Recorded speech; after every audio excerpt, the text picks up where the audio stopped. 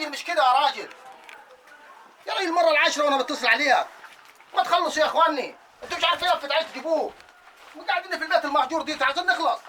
يلا داخلين عليك داخلين عليك. يلا يا عم خش علي. يلا تعالي يا عم. ده مش عارفين يجيبوا لفه عيل. يا معلم خش يا ابوي اتفضل. يا معلم. يلا يا معلم مرعي.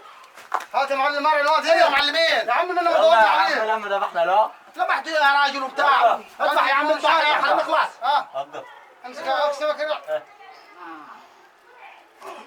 بس صفي لي الدم هنا. ماشي. صف الدم. ايوه ايوه بس. خد ارمي هناك العين. الله يكرمك الله غير كده.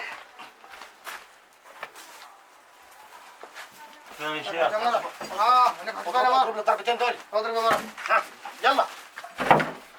ايوه ايوه بس يا مرعي. ايوه دقيقة. ايوه يلا. بس يا مرعي. يلا. يلا اخر ضربتين اهو. انقل. يلا يا شيخنا امال ايه الحكايه تاخر جوه يا شيخنا يا يعني؟ راجل انا ليه سحبت يلا. اسحبي. ايه الحكايه؟ بس كفايه. ذهب ظهره لسه. يلا. بص يا اخواني، الذهب على وش الارض اهو. لسه خلاص قدامه 3 سم. بس في حاجه تمام. هنتفق قبل ما نطلعه. نتفق يلا. انا هاخد التلتين. لا كتير يا معلم. لا السلام عليكم. لا شوف بس حد خلاص طلع. يا عم خلاص لا يا عم طلع يا عم طلع يلا. قبل ما اطلع عليك التلتين ماشي. التلتين. التلتين ماشي. تمام ماشي.